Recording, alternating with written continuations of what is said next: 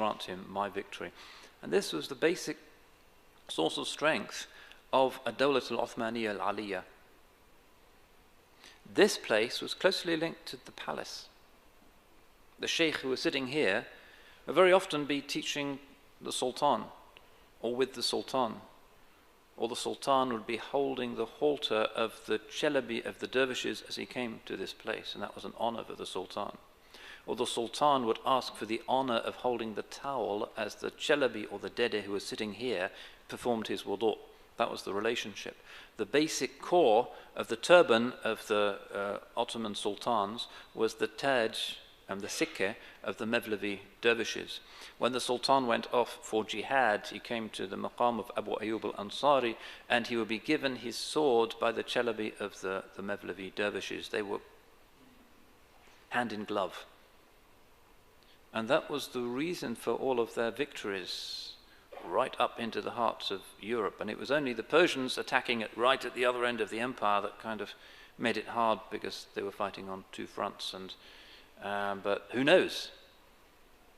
Who knows what might have happened? Allah's taqdeer is all that could happen, and we are content with His decree. But an extraordinary combination.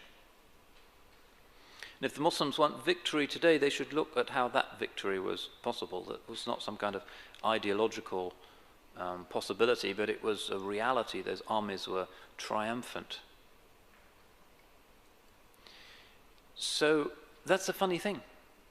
An empire, perhaps the greatest multicultural, stable empire the world has ever seen. A single family ruling from 1280 to 1925, more or less incomparable. The British Empire lasted less than a century. The Ottomans, 6 centuries. Very impressive. Based on what principle? The principle of these Mevlevi dervishes, whose principle was, of all things, love. The Turks are warrior people, fighters. But the basic principle in all of this was ashq, or love, because of that hadith of the chosen one, sallallahu alayhi wasallam. And when the Shaykh al-Islam of the empire saw the Holy Prophet in the dream, he saw him holding the copy of the Mathnavi. Something to remember. If somebody hasn't been given ashq, or love of Allah subhanahu wa ta'ala, and when you have that, the truth of it is that you love His creation. The one who really loves Allah loves others, loves His prophets, loves His awliya, loves their books, loves the Ummah, loves creation ultimately. The Ummah which is at least called to be part of the Ummah of Islam.